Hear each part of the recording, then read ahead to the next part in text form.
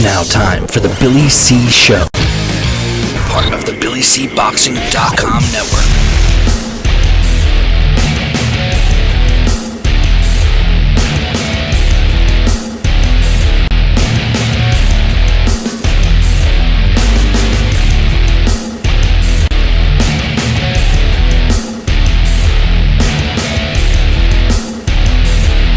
And we're coming to you live from the Billy C. Studios in Lake George, New York. I'm Bill Calogero, and it's time for the Billy C. Show.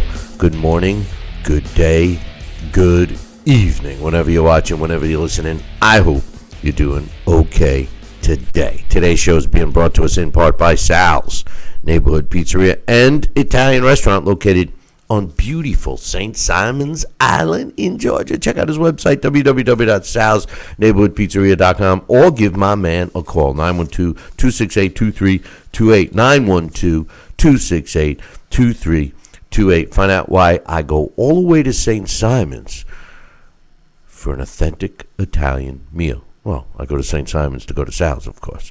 Check out the website. You'll start drooling and you'll make a reservation, salsneighborhoodpizzeria.com. Today's show is also being brought to us in part by our 24-hour, 7-day-a-week boxing channel, Billy C. Boxing. You can check it out on all the major streaming devices. Just visit GinicoUSA.com and sign up for your free access to the Billy C. Boxing channel. It's pretty cool. Not only do we replay these shows, but all of the special events we've done over the past 16 years. That's what we're in our 16th year. Man, does time fly. Today's show is also being brought to us in part by the Title Bout Championship computer game. Check it out if you like simulation games. Check this one out. Visit our website, BillyCBoxing.com, and click on the Title Bout banner. You know what's great about this particular game is you could put guys like Deontay Wilder. I don't want to make excuses, but, my sneakers weigh a little too much. I forget it. You could put a guy like Tyson Fury up against Mike Tyson, and see how the computer feels that fight would have come out. Download a copy today. Today's show is also being brought to us in part by Southern Gourmet Spice. Kenny Bears, man. It's the best barbecue rub I ever had. And no, wait, because there's more. Because Kenny Bears came out, or I should say Southern Gourmet Spice came out with two new spices. They're all-purpose salt and seasoned salt, and they're Cajun blackened spices, which I absolutely love. I hate to say, Kenny, but the Cajun is my new bestest buddy. I put it on everything. And I love it. Get yourself a couple of bottles of each today. Visit gourmetspice.com. Tell them Billy C sent you and demand the Billy C discount. And finally, today's show is being brought to us in part by, you guessed it, my book, Tom Molyneux, From Bondage to Baddest Man on the Planet, is available right now where all good books are sold. You can get a copy of this book right now while you're watching this very show or listening if you're tuned into the radio dial. Just visit barnesandnoble.com or amazon.com. Looking to get a signed copy? Personalized even? Just visit our website. Or better yet, if you want a special deal, just drop me an email, billy@talkinboxing, TALKINBOXING.com. All right, man. Let's get into it. We got a bunch of stuff to talk about. I got a lot of emails to read today, so I'm going to get to those a little bit later. Last night we had an interesting fight. Jessie Vargas fighting Mikey Garcia. It was an entertaining fight. I liked it. At the end of the night, Mikey Garcia improved to 40 wins, 1 loss. His only loss coming to the hands of Errol Spence Jr., with 30 of his wins coming by knockout.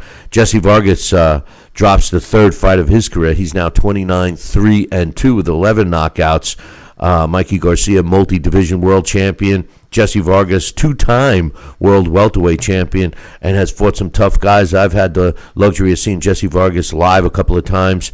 An exciting fighter, and last night was no different. I'm watching this fight, and I was saying to myself, in the early rounds, because, I scored the first 4 rounds for Jessie Vargas. I know, Chris Mannix gave one of the early rounds to Garcia, but I didn't. I thought that Jessie Vargas was landing the harder punches, and I really thought that Mikey Garcia bit off more than he could handle. The size difference to me seemed like it was going to be too much. But lo and behold, in the fifth round, Mikey Garcia drops Jessie Vargas. And I got news for you. He never recovered from that knockdown. He just wasn't the same. And at the end of the night, I scored rounds 5, 6, 7, 8, 9, 10, 11, and 12, all for Mikey Garcia.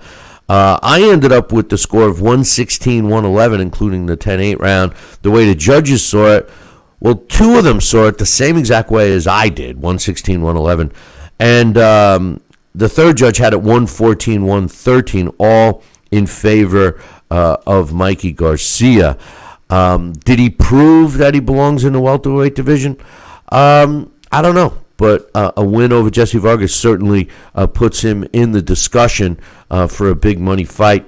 My hang-up with this fight, really, I had none except for one. And that is the WBC putting the, quote, vacant diamond WBC World Welterweight title on the line. I was talking to Brooklyn Mike. I don't know if, we're in our 16th year. And hopefully you guys remember who Brooklyn Mike is. I wish he would still be able to be part of the show, but he's in the movie TV business. You know how those guys are, and a little too busy for little old us. But the truth of the matter is I was talking to him yesterday, and I was saying we were talking about the Wilder and Tyson Fury fight, and I was telling him, I said it last week, that fight. To me, similar to top-notch fighters of recent times like Floyd Mayweather and Manny Pacquiao, they outgrow the need for a title. Realistically, they do. Once they get above, like a promoter or TV or a streaming network that feels that they got to have a title on the line in order to promote a fight. Once they become big enough or have a big enough fan base, they outgrow the title. And it's sort of like, to me, an analogy, and for everybody that has kids or had kids that were growing up, in, especially in the last 25 years or so, the little league scene, the beginning of what is ruining this country, the infamous participation trophy, where, we don't keep score. We're just playing for fun. Yeah, well, ask any kid on the field what the score is, and they'll tell you. And the truth of the matter is when you get to a certain level, you don't need no stinking title, and Tyson Fury and Anthony Joshua, they're at that point. And, why did this fight need a title? And by the way, how can you even let a guy like Mikey Garcia, no disrespect to Mikey Garcia, he's one of my favorite fighters. He's a pound-for-pound fighter, etc., etc., etc. But he's coming off a loss, man. He's coming off a loss. Granted, he's coming off a loss against Errol Spence Jr., but he's coming off a loss. There is no sanctioning body that lets a fighter fight for their world title coming off a loss. They require him to at least beat up a sacrificial lamb. But, I understand that this belt is a creation of the WBC. But it's just, when the announcer said they're battling for the vacant diamond WBC World Welterweight title, I was like, man, are you kidding me, man? Did they really need to have a belt for this fight? Anyway. Don't get me started on that. We're going to talk more about Tyson Fury and Deontay Wilder, and sprinkle in Anthony Joshua and Andy Ruiz Jr. and even Joseph Parker, who also fought last night. But in the co-main event, Chocolatito, Roman Gonzalez returned to the ring for a world title shot, and he fought the WBA super flyweight the super flyweight champion, Khalid Yafi. And 29 seconds into the ninth round, Chocolatito won by stoppage. What an excellent fight. I mean, you talk about Chocolatito, and, you know, he was pound for pound until he ran into Rung Vustavashti and lost those two fights, but did seem to have what he had prior to those two losses. Looked pretty good. I still think he seemingly, you know, he's a modest guy. I don't know how far he wants to push it, you know. Hopefully he doesn't need the money, but he looked superb last night. He's now the new WBA super flyweight champion. And in the other fight that was pretty much one of the main, Julio Cesar Martinez. I mean, who doesn't love this guy? Well, I know Brian Kenny does. Brian Kenny's putting him at the pound-for-pound list already, but my man, Brian Kenny. I'm not going to knock his fellow Levittown, but Julio Cesar Martinez, what an exciting fighter. You know, I couldn't figure out if he actually was employing a game plan in this fight against his opponent, Jay Harris, who, by the way, I got to be honest, I never heard of Jay Harris, but I love the kid. And it was a tough fight. Who can say anything negative about Jay Harris of Britain? I mean, I want to see more of this kid. I want to see more of him. You know, I really do. This guy is something. You know, I also think Martinez is a special kind of fighter. He's only 25 years old, and the 4 fights that I've seen of his, this one was the only one that Julio Cesar Martinez seemed to employ a game plan other than seek and destroy and throw oodles of punches. I do think he was taking a couple of hard shots from Jay Harris, and Harris definitely earned his respect. And he realized that he could win this fight by going the distance. But, man, a couple of good fighters to watch. And as a matter of fact, I think that this fight's an early Fight of the Year candidate. You don't necessarily have to see, people get knocked out to have it. This was a huge action-packed fight. And, for the most part, you could make the argument that it was close and the judges could have scored rounds for Jay Harris. I just thought that at the end of each round, Martinez edged out a lot of those close rounds. The way the judges scored it, 118-109, 116-111, and 115-112. 116-111 was the way I scored the fight. Jay Harris, according to the broadcasters on DAZN, felt that it should have been a draw at least. I'm not so sure about that, but the rounds were close. I just thought that Martinez won the rounds. He improves to 16-1 with 12 of his knockouts. He also has a no contest. The first time he actually won a belt, and then it was deemed a no contest because he hit his opponent while he was down. Another great fight by him. And Jay Harris loses for the first time in his career. He drops to 17-1 with 9 knockouts. How he only has 9 knockouts, I don't know. I'm going to do a little more research on Jay Harris. Loved the kid. Loved both of these guys. Loved both of them. And can't wait to see both of them fight again. Hopefully, we'll here in the States, we'll get to see Jay Harris again, hopefully. Also, one other fight on that card that I do want to mention is Joseph Parker, former WBO heavyweight champion. He stopped his sacrificial lamb opponent in Shondell Winters in the 5th round. 254.5 pounds is what Joseph Parker weighed. Shondell Winters came in under 210. He was 208 and did land some shots on Joseph Parker. Was getting back into the fight at the time of the stoppage. No disrespect for Joseph Parker. I'm going to talk about the heavyweight division here in a sec, but no disrespect to Joseph Parker.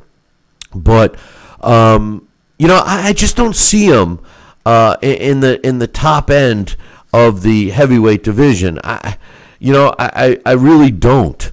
At the end of the day, I mean, all right, look, after the big fight last week, the computerized rankings, which I lost all faith when the all-time pound-for-pound list has Floyd Mayweather number one. I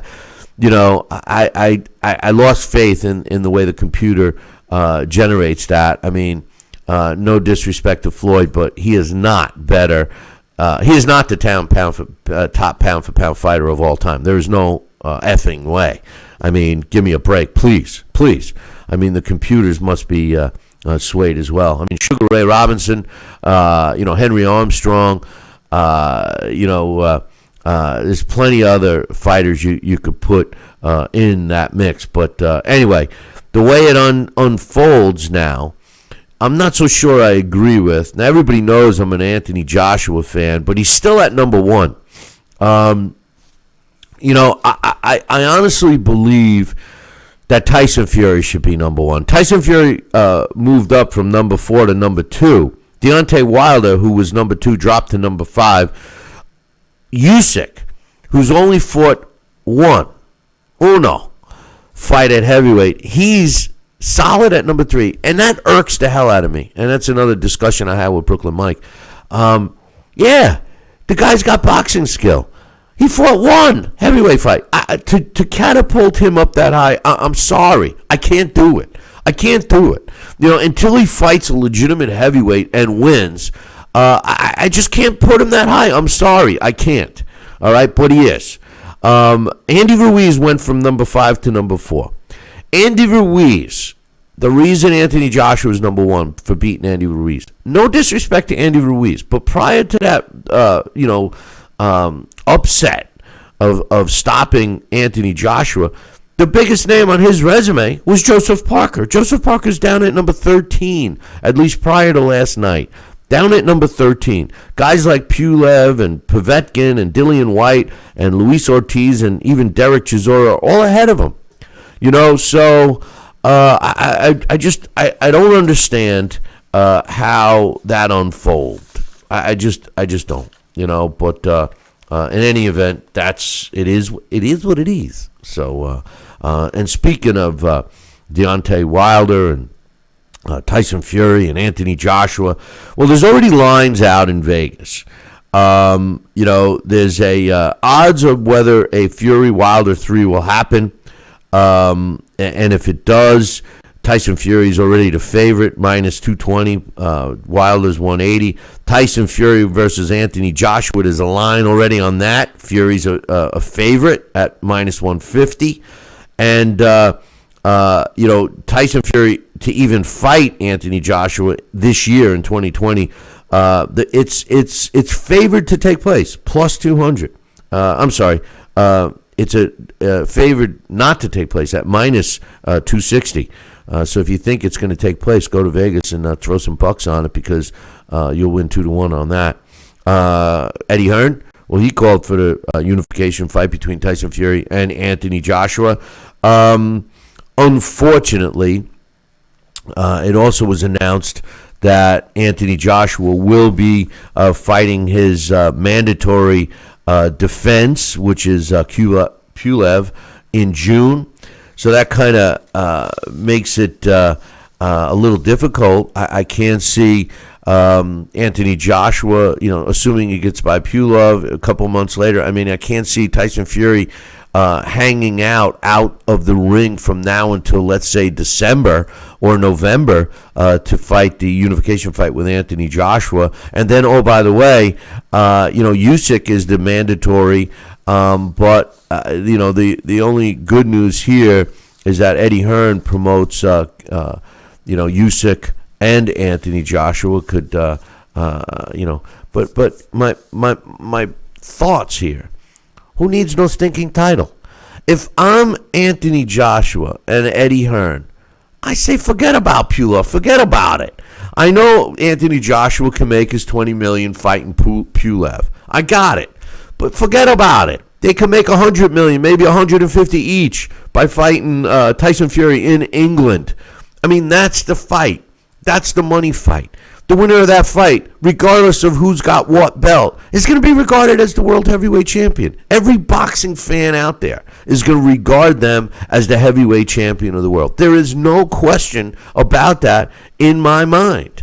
So why make it wait? This is the problem with the sport of boxing.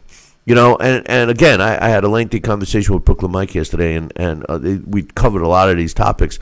And, he says to me, with the fights of yesterday in the 70s and early 80s, he said, the promoters, would they have made the fights? And I'm like, of course they did. No one hated each other more than Bob Arum and Don King. But when a big fight was to be made, the two of them broke bread together and made the fight happen. Nowadays, it's finally coming around. But Bob Arum's 190 years old. Don King is not in the mix anymore. So you got Golden Boy, who's hanging on to Canelo Alvarez by a thread. You got DAZN, which is a major player, and rightfully so. They've taken over the sport of boxing in terms of broadcasting. And you got the PBC. The PBC is ruining the sport. Their fighters are the frauds. Their fighters are the ones that don't cross over. And don't tell me Andy Ruiz did, because they just signed Andy Ruiz prior to the Anthony Joshua fight. And that fight, I would bet my last nickel that the PBC powers that be felt 100% sure that it was a payday and that they would feed Andy Ruiz to Anthony Joshua. I don't think any of them really believed that Andy Ruiz Jr. had a shot at that fight. And the reason I know this for a fact is look at the rematch. The rematch was non-negotiable. That means that Eddie Hearn had all the power in that rematch. He had to throw Andy Ruiz, an extra $1.5 million or whatever, just to fight in the Mideast. So I mean, come on. And this is the fight that we want to see. I don't think anybody gives a rat's ass about Pulev against Anthony Joshua.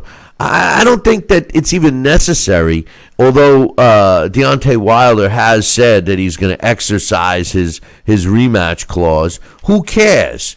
Who cares about that? Who cares about the guy who made a gazillion excuses? Who cares about a third fight? I mean, there's not many people out there that really believe that, Deontay Wilder actually won the first fight. Oh, except for Goosen. Goosen's the only one that I know of. But everybody else that watched the fight that knows the left hook from a fish hook knew damn well that Tyson Fury won that fight. I mean, knew damn well that Tyson Fury put on a clinic in the first fight. Then he comes back and destroys a good old-fashioned behind the woodshed ass beating on Deontay Wilder. And then, I don't want to make excuses, but, they shouldn't have stopped the fight. I'm firing Breland. Oh, nope, I'm not firing Breland. I'm a warrior. Warriors don't quit. Blah, blah, blah, blah, blah, blah, blah, blah, blah, blah, blah, blah, blah, blah. Oh, and by the way, my uniform, my coming out to the ring uniform, it weighed 40 pounds, and my legs were shot by the time I got to the ring. Are you kidding me? Does anybody believe that? Does anybody believe? A show of hands. Anybody. Even you in the back. Oh, you're just standing up. Okay, I'm sorry. But, I mean, does anybody really believe that? The truth of the matter is the video's leaked. There was plenty of video that leaked he was bragging about training with body armor that weighed between 40 and 50 pounds so he wouldn't tire out with his leg. So the training, all the rounds he did with those extra weights between 40 and 50 pounds, that didn't burn out his legs, but the walk from his dressing room to the ring did. The batteries that lit up his glowing eyes, that helped. Anthony Joshua lost the fight to Andy Ruiz, and they stuck the microphone in his face. Super chat, and he wanted to know what I thought of Parker's performance. I thought it was okay. I thought his opponent was, excuse me, I thought his opponent was a sacrificial lamb. I mentioned earlier, I don't know if you heard it, Joel, but, Joseph Parker was, outweighed his opponent almost by 50 pounds. Didn't really look it in the ring, but I'm not sold on Joseph Parker. I mean, he is a top heavyweight, not top 5. Listen, the next fight, in my opinion, in my humble opinion, the next 2 fights in the heavyweight division should be Anthony Joshua against Tyson Fury, even though we know that he's fighting Pulov in June. And I think that Andy Ruiz should get a shot at Deontay Wilder. The winner of those two fights could fight, and I don't think you could make any kind of argument against that they would be considered the top heavyweight. As a matter of fact, I don't think many people could make the argument against the winner of Tyson Fury against Anthony Joshua as the heavyweight champion of the world, whether they have belts, whether they have all the belts or not. It doesn't matter. It doesn't matter. They're the two best. It's time to cut the clutches that the sanctioning bodies have on the sport of boxing. Guys like Floyd Mayweather and guys like Manny Pacquiao, they were able to do it. And the sanctioning bodies ran after them to give them belts. Look at Canelo Alvarez right now. He's another one. They're letting him keep 2 world title belts. They're not supposed to. Right now, he's currently the super middleweight champion and a middleweight champion. All right? Right now, he's holding 2 belts simultaneously. Every single sanctioning body says you can't do that. But it's Canelo. Floyd Mayweather did it too. He had the junior middleweight and welterweight title at the same time. Every sanctioning body said you can't do that. Floyd can. And the reason these 2 guys are allowed to do that? Simple. Because they don't need the sanctioning bodies. The sanctioning bodies need them. The sanctioning bodies needed Floyd. The sanctioning bodies needed Canelo. They needed Manny Pacquiao. It's the same thing. If they were smart, they need Tyson Fury as a champ. They need Anthony Joshua as the other champ. Face it. There was a contract that said that there were 2 fights after the draw. All right? Deontay Wilder had the choice whether he wanted to exercise the rematch or not. Tyson Fury said he would honor the rematch. Gave Wilder all the props. But the truth of the matter is there's nothing left for him to prove. He beat him twice already. All right? And God forbid Wilder catches him and knocks him out. What are we going to see, a 4th fight? The truth of the matter is what's the worst thing that can happen to Tyson Fury if he doesn't fight Wilder? What's the worst thing? You know what it is? Does he get slapped on the wrist? Does he lose some money maybe? He could make $100 million minimum fighting Anthony Joshua. Could he lose some money by not fighting Deontay? Maybe. But you know what the worst thing is? The WBC strips him of the belt that he don't need. I guarantee you that Suleiman thinks twice about stripping Tyson Fury of the WBC to favor Deontay Wilder. I think he thinks twice. I think Mauricio Suleiman is smarter than that, okay? I think he's smarter than that to put all his eggs in a basket with Deontay Wilder, who has more excuses than the definitions and synonyms of, not cinnamon you put on French toast, but you know what I mean, of the word excuse. Give me a break. What a classless person to make all these excuses. Nobody in their right mind that watched that fight, and I've seen it all on social media. I said it all for years, 2 years at least, that all of the Deontay Wilder fanboys were going to abandon him like a sinking ship as soon as he was exposed. And he was exposed. I hate to, I hate to use that word, but it's true. The best names on his resume, Luis Ortiz is the best name on his resume. How good is Ortiz? He's 100 years old, all right? And he rocked. Wilder did everything he had to do to win those 2 fights. That's how we put Deontay Wilder. Deontay Wilder's lack of quality and his lack of boxing ability were on full display against Tyson Fury. Brooklyn Mike and I were talking about the potential matchup between Anthony Joshua and Tyson Fury yesterday. He says, "What do you think?" I said, "I don't know, man. I love Tyson Fury," which anybody listening to this show for any length of time knows that I've been a Tyson Fury fan since I'm pretty sure since his second pro fight. I've seen every fight and I've been a fan. Okay. Do I think Deontay Wilder could beat Anthony Joshua? I do think that if Anthony Joshua got caught with a bomb from Deontay Wilder, it would be over. But the boxing skill set is so drastically favoring Anthony Joshua that I would put my money on AJ against Deontay. Now, when I put the same fight, the next two opponents together, and I put AJ in there with Tyson Fury, Brooklyn Mike was shocked to hear me say that I thought that Anthony Joshua would beat Tyson Fury. Now, here's the reason why. Tyson Fury is a master boxer. There's no question about it. He proves that every time he goes out. And he had a great game plan for Deontay Wilder. And Deontay Wilder doesn't know anything about boxing except to knock people out with his power right hand. And once he lost that, it was pathetic to watch Deontay still going to that one bag of trick that he had. And Tyson Fury made it look easy. Although Tyson Fury is a master boxer, so is Anthony Joshua. The question will be, could Tyson Fury knock out Anthony Joshua? Could he get in there and do the damage that he did on Deontay Wilder on Anthony Joshua? And I think the answer is no. Anthony Joshua is bigger. He's faster. He's more fluid. I just think that, and he's the knock on Anthony Joshua, in my opinion, obviously his suspect chin, but his defense is not that great. Tyson Fury, great defense. I just think that if Tyson Fury tries to outbox Anthony Joshua, it's going to be a lot more difficult than it was to outbox Deontay Wilder. That's all I'm saying. I'd put my money on Anthony Joshua.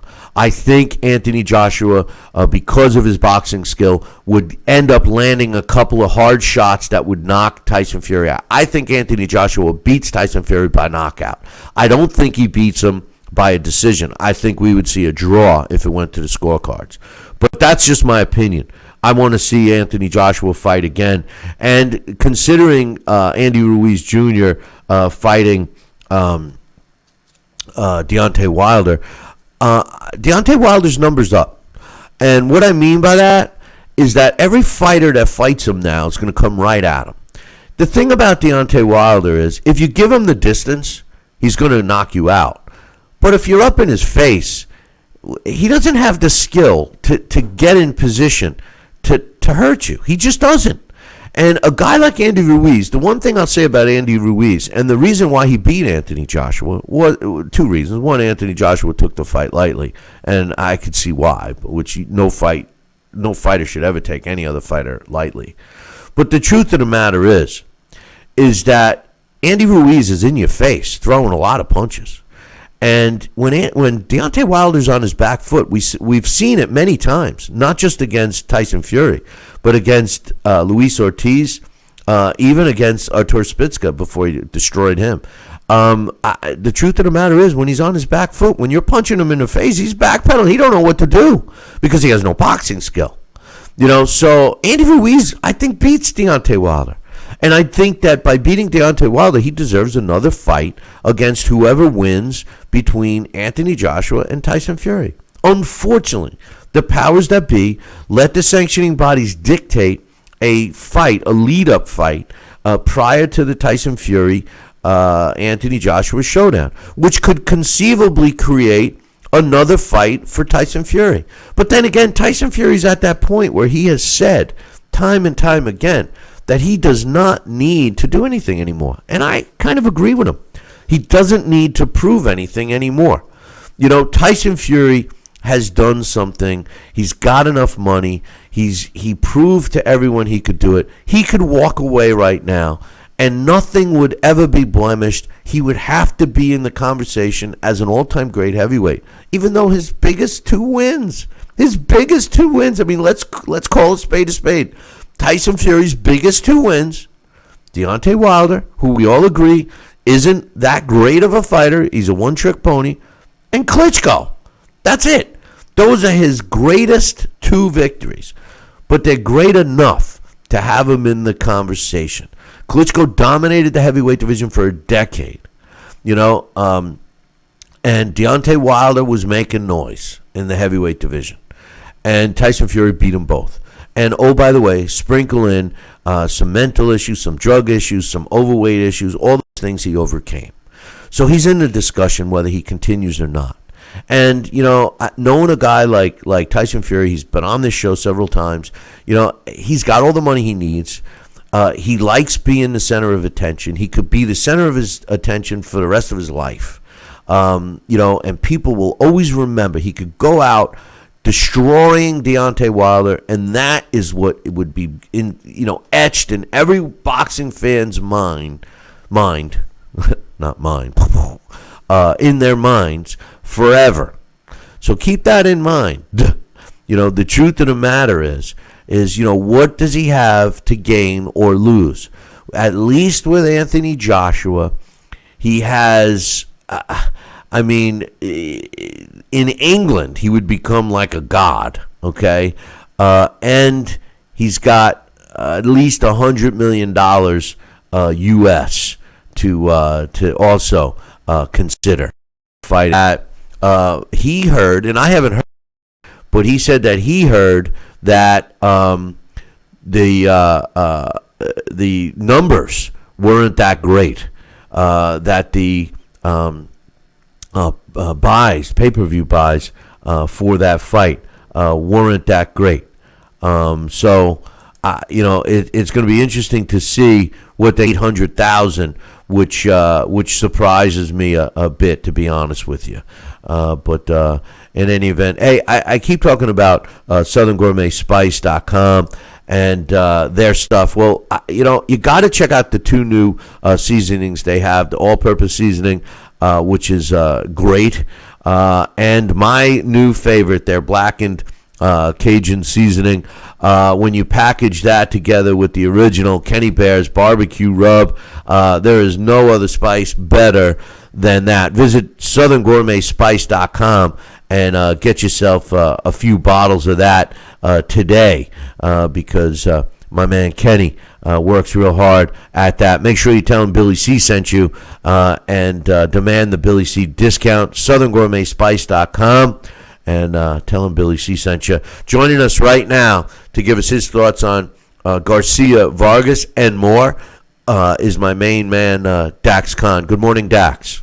Billy C, we had a few little difficulties there for a second. Yeah, well, hey, that happens. Technology hurts sometimes, Yeah, today's March 1st. Can you believe it? I'm serious, man. My gosh. In 30 days, the first okay. You want, now that you got the depression going, in 30 days, the first quarter of the year will be over.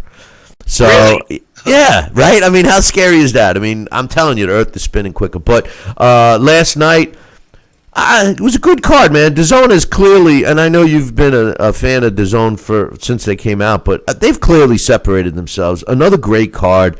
First and foremost, Jessie Vargas and Mikey Garcia. In the beginning of that fight, Dax, I thought Mikey Garcia bit off more than he could chew. Jessie Vargas, on my scorecard, won the first 4 rounds. What was your thoughts? I mean, Garcia didn't start well. Like you said before, I was starting to wonder maybe size is going to be an issue. Vargas was controlling the distance with his jab, but that in the 5th round when Garcia landed that right to the side of the head that dropped Vargas, that changed things a little bit. It actually looked like Garcia was going to get the stoppage there.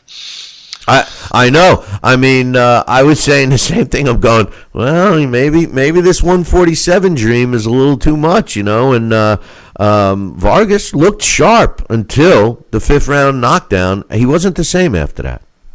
No, absolutely not. And I still believe that 147 is too much for Mikey Garcia. And that's no insult to Mikey, and of course it's no insult to Jessie Vargas, but Sergio Mora last night, he a few times he said some really smart things to kind of balance out the nonsense that Brian Kenny was saying. But Mikey Garcia is definitely going to have to be selective. Maybe a Danny Garcia who's more close to Mikey Garcia's size, and Danny Garcia is a top fighter, but that would be a battle of boxing, or maybe a Yordanis Ugas. But I really don't see Mikey Garcia going out there and beating like a Sean Porter. I know he wants the Pacquiao fight. That would be a great fight, especially at the stage of Manny's career.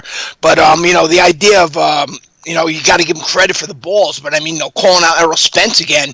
And Brian Kenny asking last night, Sergio, where did Mikey Garcia go wrong in the Errol Spence fight? And all I'm thinking to myself is sign the contract. Yeah, right. I mean, listen, I got to be honest with you. I know we're off topic here for a minute, but and I know you're going to disagree with me, so I'm ready for that. But Errol Spence Jr., I don't know if he beats Terrence Crawford. I really don't, Dax. And I know you think very highly of him, but think about it.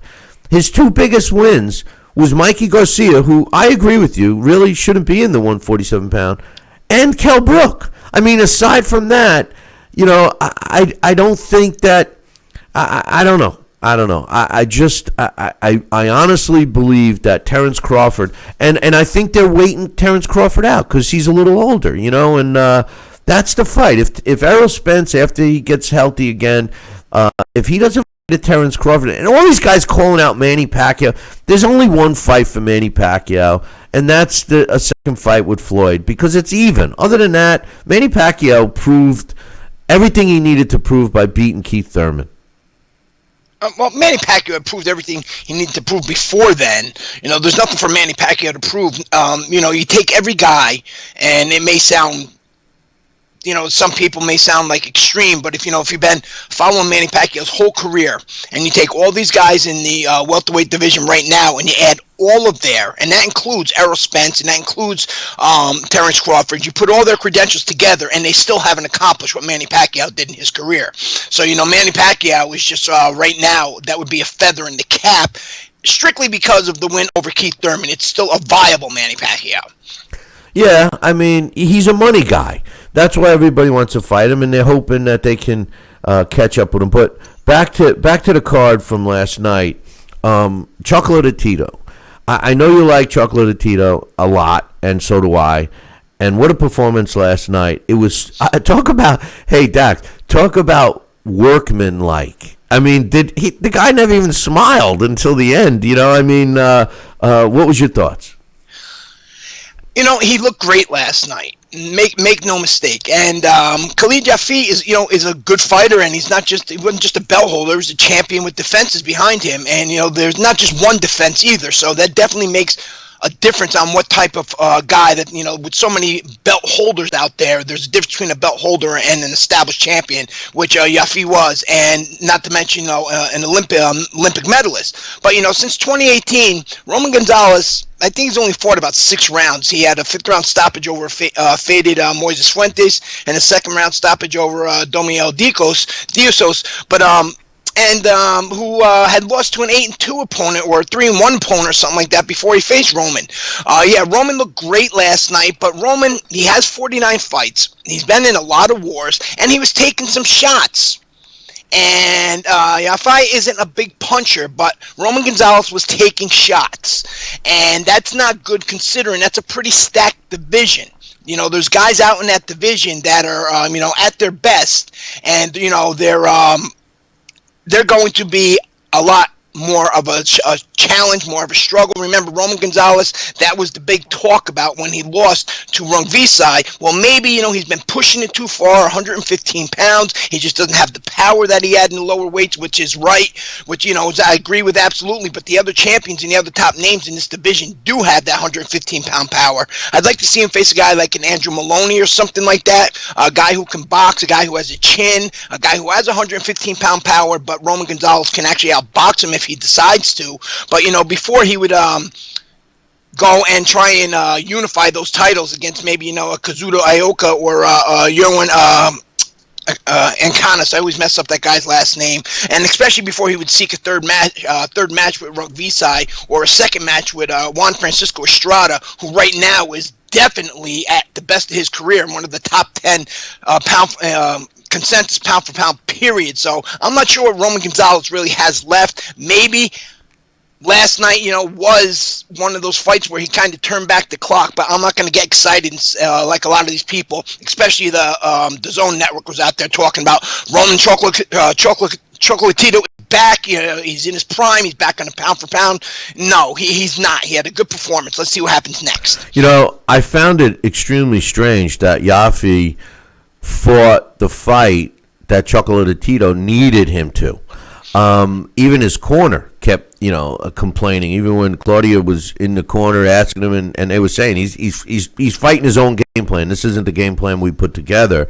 And even when he was getting caught, it's almost like, and I agree with you, he's not known for a power puncher. He's known as a boxer, and for some reason, I think just the whole persona around Gonzalez made him want to beat him at his own game, and it was why he lost. I mean, he was fighting the fight that Roman Gonzalez wanted him to. I mean, I was shocked that he didn't. I thought maybe he was going to try to wear him down a little and then get up on his bicycle, and he just never did. And when he was put down, he was hurt when he was knocked. I mean, he wasn't getting up after that second knockdown either. And he's lucky the bell sounded. So, I'm with you. I think this is the kind of performance that world champions that lose their belt, they dream that they can get one more like this and then call it a day and at the top of his game. Because I'm with you.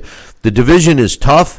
Juan Estrada, I know he's got a win over him already, but I'm not so sure he's going to get another one. And Rungvisai is a fighter that has his number. I don't think he's going to beat him, even though I did think that he might have squeaked out the win in the first fight, but he was brutally beaten up in the second. I can't see him fighting him a third time. No, I mean, Rungvisai, two things with that. I think maybe Roman Gonzalez did underestimate him a little bit, but twice? Yeah, but that's the thing that I'm sitting there thinking about last night with his, what I'm getting to is his post-fight comments about he didn't go into those fights with a game plan. Okay, maybe you didn't go into the first one with a game plan, but you didn't go into the second one with a game plan. And if you did go in there with a game plan, even a slight game plan, Rungvisai shut him down. And if you didn't go in the second fight with a game plan, then shame on you. You lose the first one, and then you're going into the rematch without a game plan. But the point of the matter is, last night, he didn't really have a game plan. Last night he went in there and it was a great performance. Again, I'm a huge fan of the kid, but he went in there and he fought like Roman Gonzalez. He didn't do anything different, and he was able to overwhelm Yafi, who's not a puncher. We already established, he's more of a boxer, and, he got that stoppage. But, again, it wasn't like Roman Gonzalez was from the beginning, like we've seen in the past, just blowing guys away. And even before the Rungvisai fight, let's be honest, it showed that, he was kind of losing a little bit of steam to him. We've seen that inside his fight with Carlos Cudras. We've seen, how much he struggled in that fight. So, Roman Gonzalez, there's nothing you can say bad about the kid, especially when he was at the top of his game. The sport loved him. Everybody, including Floyd Mayweather Jr., agreed he was pound for pound the best fighter in the sport. But at that division, Bill, we know longevity is short because the guys fight so much, and all the guys in those lower divisions take a lot of punishment. It's just Roman Gonzalez, 115 pounds, just pushing the envelope a little bit too far. Maybe a little bit kind of like Mikey Garcia, but except at welterweight. Except Roman Gonzalez has a little more success because the talent pool isn't quite as big. How about Julio Cesar Martinez? What a fight that was! I mean, I loved it. There's nothing more I can say about it. And I got to be honest, Dax. I never heard of Jay Harris, but I want to see more of him too. What was your thoughts of that fight? Yeah, I mean, Martinez is an exciting fighter. It wasn't really until I say maybe about a year or so ago did anybody hear of Julio Cesar Martinez in the United States. And that's when he scored that fifth-round stoppage over Andrew Selby in Mexico. Selby, like Harris, is from the UK. And then we had the Charlie Edwards fight, another British fighter. I believe... I forget how that first fight ended. I think it was like a DQ because of Martinez hit him while down. Then he changed it to a no contest. He faces Christopher Rosales and gets the belt. And Rosales had lost to Edwards as well. So, Martinez is an exciting fighter, but not to sound like a broken record, we're kind of like Roman Gonzalez when I was watching it last night. So, this kid, before he goes and he unifies or steps up, he's going to have to tighten up his defense a little bit because the other champions in this division, like Delakian or Methane or Tanaka, for example, they're all strong fighters who can punch, and you're not going to be able to go in there and overwhelm these guys. I was surprised to see his game plan. He is a Energizer Bunny type of a fighter. He comes right at you and just throws all kinds of punches. His 2 title shots, the one he won, the other one he got disqualified with the no contest, were brutal affairs where he just threw tons and tons of punches and literally beat the snot out of his opponents. This fight, he seemed to just be more patient. And Jay Harris showed that not only does he have a good beard, but he was a talented fighter. And he was hurting. I thought he was hurting Martinez. I thought the body shots wore him down.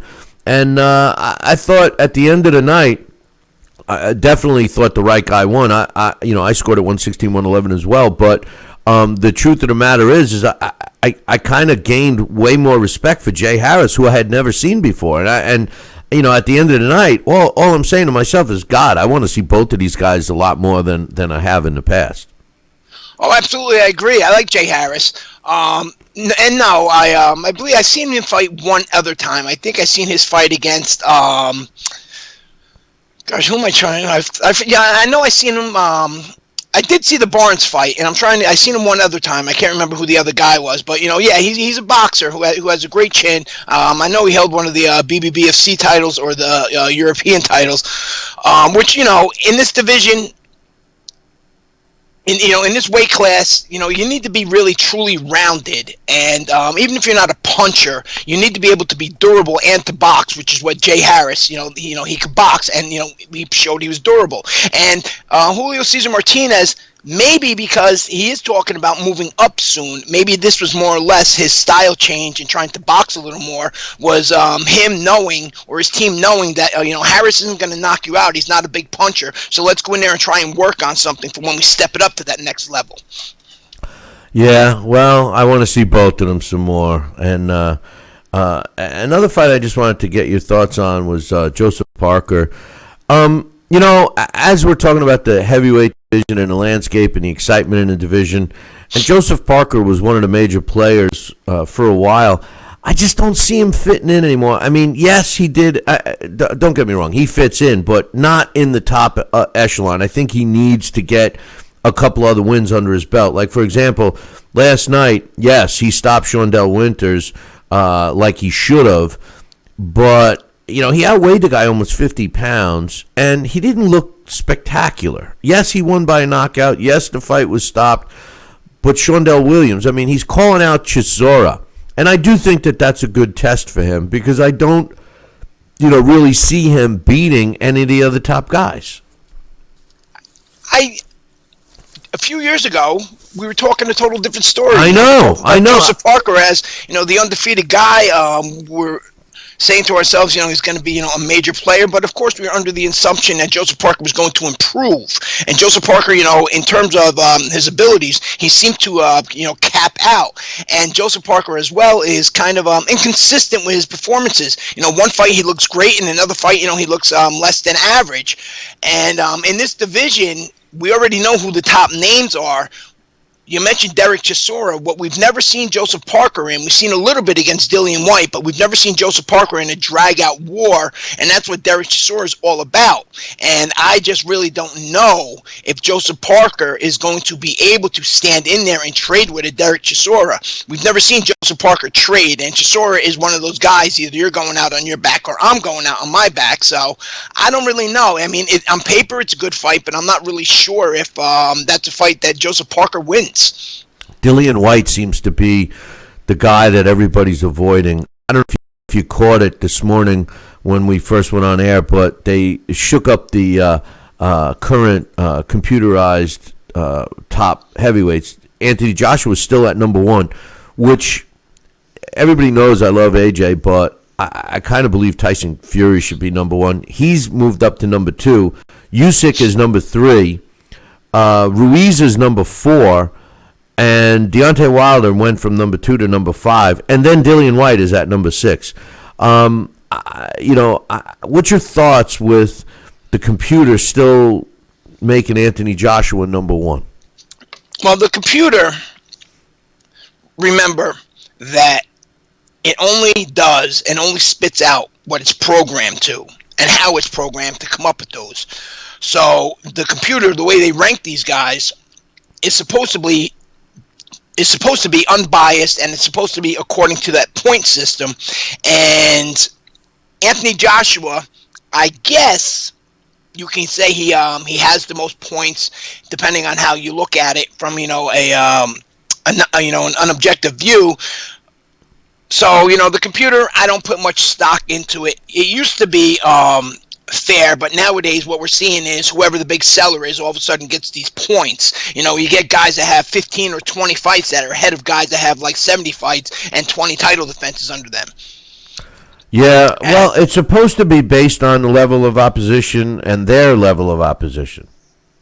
Yes, I know, but it's not always like that, is my point. It's not always like that. You can't have a guy with, let's say, 20 fights, and he's going to have, even if he's a 2-division champion and he's had 4 title defenses and he's beaten 3 champions, and then all of a sudden you have him above a guy like, hypothetically, let's say, like a Sugar Ray Leonard. Why? Because Sugar Ray's not active right now. That's why, it just, you see that trend when you check on those computer rankings a lot. But I think that Tyson Fury deserves that top spot.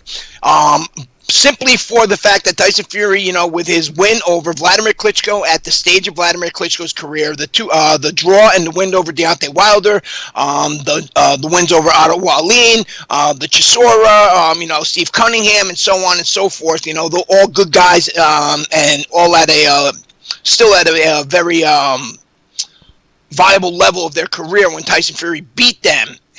But maybe, because of those titles, as much as you hate to say it and hate to believe it, because of those titles, Anthony Joshua gets put into that spot, because before the rematch, Andy Ruiz was in that spot. No, listen, say no more about garbage in, garbage out with the data, because the all-time great pound for pound, the computer spits out Floyd Mayweather over Sugar Ray Robinson, and I think that's enough said. But I got 2 more questions for you. One is, speaking of Tyson Fury and Deontay Wilder, between last week's post-fight show and this week, a lot has come out with Wilder and his, plethora of excuses. But I think the number one, and also his fan base has totally turned on him. But a couple of things have come out that really social media is jumping all over. And you know me, I'm not a big social media guy, especially not like you, but I have seen this stuff. The first one, obviously, was him making the excuse that his costume made his leg shot. And then it's been, passed around that he was training in a 40 to 50-pound weight suit to strengthen his legs. So, obviously all that was BS. And then for him to come out and say that he's a warrior, that he'll be back like all warriors, blah, blah, blah, blah, blah. I mean, the guy is showing that he really doesn't have class. He was in a position to turn around and just say Tyson Fury was the better man tonight, and nobody says boo. But instead, every word that comes out of his mouth, they're jumping all over him. What's your thoughts on the plethora of excuses that have come out of Deontay Wilder's mouth in 1 week's time? Well, they just keep getting better and better. I mean, it's almost become like an ongoing show that you watch on TV, a series or something. You just turn on the computer to see what he happens to say next. But fans and people who don't know the sport, and then I'm not talking about people that work for a sanctioning body or anything like that. I'm talking about people that just watch it on TV sometimes, and they make a lot of comments. And I'm listening last week to this group of guys talking about that costume. And Deontay Wilder in the past has come out and said that he trained with a 40-pound vest on, so that costume thing wasn't really a valid excuse. But on the other hand, and I think we touched on it last week, walking through the MGM, me and you know for a fact, having to walk through that MGM Grand with equipment to the media room, what a long walk that is. Oh, well, wait a minute. He didn't walk that far. When we had to go to that other media room, if he walked that far, okay, I'll support him for that, He did. Matter of fact, the restaurant that me, you, and Alex went to for breakfast that one day when Alex ended up in the room for the whole rest of the day is one of the restaurants he passes by in his ring walk. So, he went by a long walk. But, there's people sitting there telling me that, oh, well, it wasn't really that far. You ever been to the MGM? No, but I know. Well, if you've never been to the MGM, you don't really know how far of a walk it is from that main entrance to the arena. So And again, it doesn't mean that that's a valid excuse. It just means that, Deontay Wilder just keeps coming up with excuses after excuses. And that one is, is just like totally stupid. It's like if you shoot yourself in the foot because you're trying to see if your gun works by pointing it straight down and firing at the ground. You know what? That was a dumb excuse. You did it to yourself. I don't know. I know you mentioned you're not a social media guy, but on my page I had happened to put up a quote that Roy Jones Jr. stated about Deontay Wilder's excuses. And Roy Jones Jr. said, well, I won't go to the ring in my cup if I haven't tried it out beforehand and know that it fits. I won't go to the ring in a pair of trunks unless I know those trunks fit. I won't do it in a pair of shoes unless I tried those shoes on before. And in my career, there were times that I went and played basketball the day I defended the title wearing a weighted vest. So if your legs can't handle 40 pounds, then you shouldn't be a professional fighter. Well, he pretty much shut down everything Deontay Wilder had to say. Well, the other thing is Deontay Wilder weighed 231 pounds. It was the heaviest he'd ever weighed. So, listen, Deontay Wilder had a great opportunity to show some class and give Tyson Fury the credit that he deserved, and he did not. He acted just like the perception of the type of person he is. I got to kill somebody in the ring. It's gone. It's gone.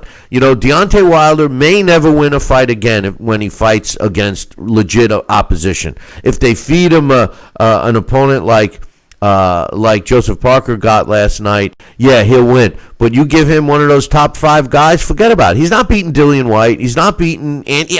Listen, I want to see Andy Ruiz fight him because Andy Ruiz will beat the snot out of him just like Tyson Fury did. My last question for you is it's going to be, you're not going to be shocked, but Sergey Kovalev got popped for DWI recently.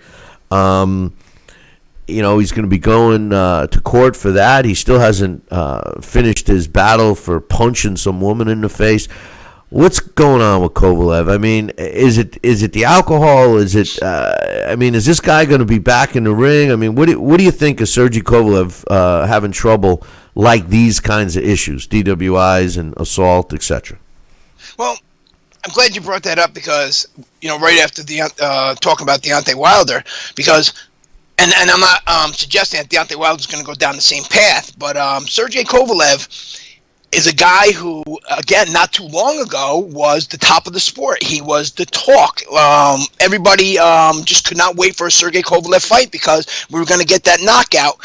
But on the other hand, too, Sergey Kovalev, his mind started to believe his own press clippings, and with the losses to Ward, Sergey Kovalev just mentally wasn't able to recover, and he just seems to be that type of guy where his psyche is just that fragile. He's just not going to be able to recover from it, and I just see him just continuously to go downhill. Now, of course, there's always a chance that these should just be coincidental, that these just keep happening like this.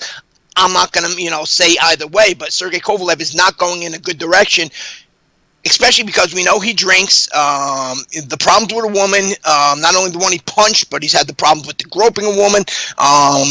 Other than that, I know there's been some other isolated incidents in public where he's had arguments or fights with people. So Sergey Kovalev is not going a good path. Maybe Kovalev should go back to Russia with his family and away from the United States and give himself a little bit of a break. But this Sergey Kovalev, I don't see him, ever going back to the top. I truly believe Sergey Kovalev, after 3 knockout losses, his mindset is just totally done. And just before we go, I just want to comment on one last thing about Tyson Fury when I listened to you talk about Fury and AJ. Go ahead. It's just Tyson Fury, the best thing was him teaming back up with Kronk. Tyson Fury, now that he's with Kronk and he's incorporated that famous Kronk style for heavyweights that Emmanuel Stewart taught Vladimir Klitschko and he taught Lennox Lewis, now that Tyson Fury has incorporated that to work on his inside game, learns how to, use his size, smother guys, use his weight, push guys around, and now that he shows when he wants to, he could be the aggressive fighter and seek those knockouts, added on with his boxing ability. I just think Tyson Fury is the most complete fighter, and maybe AJ, he may have a better resume. Anthony Joshua may punch harder, but I would see happening to Anthony Joshua exactly what happened to Deontay Wilder. I don't think right now at this point in time that anybody in that division will come close to beating Tyson Fury, and Anthony Joshua will not knock Tyson Fury out. If those punches Deontay Wilder landed on Tyson Fury didn't knock him out, Anthony Joshua is not knocking him out. Anthony Joshua is a hard thudding puncher. He's not a bone shattering knockout puncher like Deontay Wilder, and Tyson Fury isn't going to get caught by Anthony Joshua. Well, when that fight happens, I'll collect another dinner. I got Sal owing me one, and I'll collect one from you too, because Wilder wasn't able. The smothering style, which I agree with everything you said about Tyson Fury, prevented Deontay Wilder from landing any kind of power. He didn't land any power shots really on Tyson Fury in the second fight. But that's because he has no boxing ability. AJ does. So interesting. We'll revisit that when it's signed, sealed, and delivered. But respect your point 100%. So, Dax, appreciate your insight, and keep up the good work on the website. And we'll look forward to next week, brother. All right. Enjoy your day. All right, man. Take it easy. That's man Dax Khan, and he disagrees with me on the AJ and Fury. And listen, I'm not necessarily saying he's wrong. I just think that the boxing ability of Anthony Joshua will make a bit of a difference. I got a bunch of emails to read. I want to read a few before I get Sal on. This is from my man Mitch. Most of these are concerning Deontay Wilder, Tyson Fury fight. This one says, "Hey Billy C, once again you made a great point, and I'm seeing it online already. Wilder fans are turning on him by the dozens." This was right after our post-fight show. He says, "I can't believe some of the Facebook posts and texts and YouTube ideas I've seen. These guys are calling him a bum, and all the 'I told you so's' from the same people who were Team Bomb Squad for years. If they really were fans and studied him, they would know that the way he spells it, capital B, capital Z, and Q instead of S, but I digress." He says, "If you were calling him a non-boxing bum who only knows how to brawl, you had to know that before this fight. Come on, people." He says, "You rocked him you rocked with him, and this is his first loss, really his second, but don't turn on him now. Losing that has brainwashed these fans into believing a fighter sucks. You can thank you-know-who for that. Billy C, you felt sorry for Deontay? I don't. Well, I do, because he's not the smartest guy in the world, and now he has to have a new thought process if he ever steps back into the ring negotiating with AJ. But that's it. Jay Diaz, whether right or wrong, threw Mark Breland under the bus after the fight. I agree with you that something will change there. Also, Wilder needs to stop the excuses. In the first fight, he said he was sick and he had a broken hand and he didn't throw during camp. He let it heal for the fight and said he hadn't thrown it in like 14 weeks or some weird length of time. People believed him. Wilder was sick. He had a broken hand. He says, not so fast. Remember, shortly before the fight, he punched that mascot and broke the mascot's jaw. So why would you knock out a mascot with a broken hand shortly before the biggest fight of your life? He says, just this guy is just a big dummy. He says he got an email from someone, and it says, hey, after Wilder's loss, Bruce Vane put out a video. He said that Wilder's trainer blames the loss on his ring walk outfit, which we talked about. He saw the clip of Jay Diaz saying it was okay. At least Wilder wasn't saying anything. Then he mentioned about the weakened legs of the costume. Then he said he didn't hurt me at all. The simple fact was my uniform was too heavy for me. He didn't hurt him. He was in Dream Street. He said, I didn't have legs from the beginning of the fight. The third round on, my legs just were shot. But I'm a warrior, and people know I'm a warrior. It could easily be told that I didn't have legs or anything. A lot of people were telling me it looked like something was wrong with you. Something was. But when you're in the ring, you have to bluff a lot of stuff. I tried to do my best. I knew I didn't have the legs because of my uniform. I was only able to put it on for the first time the night before, but I didn't think it was going to be that heavy.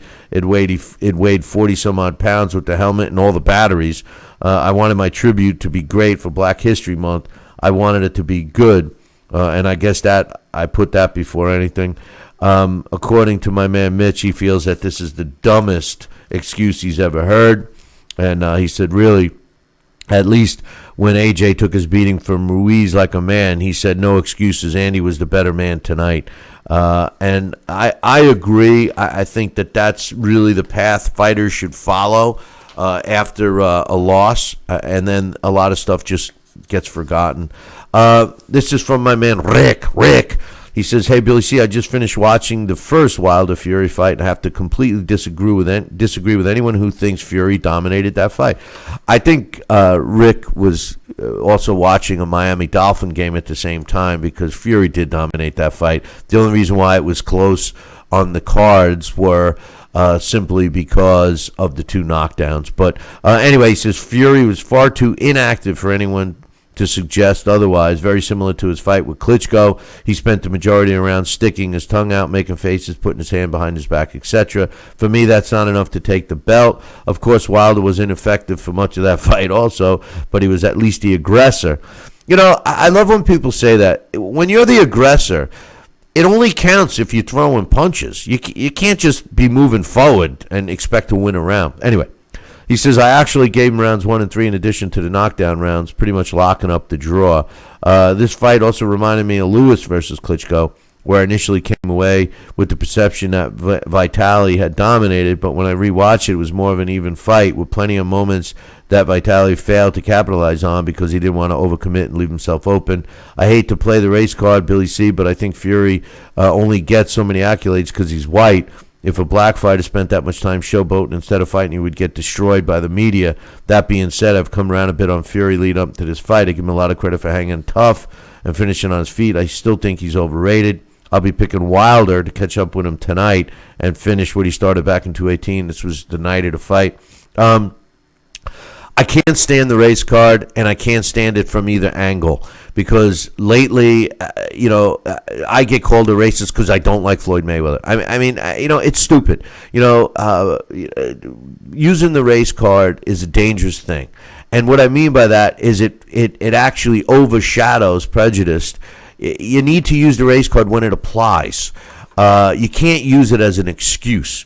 And that's my feeling on it. Anyway, the email he sent right after the fight, he says, damn, Billy C., I got nothing to say. Fury kicked Wilder's ass. I was surprised, too, because I thought Wilder looked bigger than usual. I don't think I've ever seen Fury land those solid shots and carry in a fight like he did. He didn't waste any time showboating. To be honest, I don't think I've ever seen another heavyweight title fight that I can compare this one to. I hope Wilder can come back. I enjoy his fights, but this was a bad one-way beating at the hands of a bigger man. I'm glad you admit where you're wrong, and Rick shows that he's got a lot of class to send me the second email after that first one on the same night.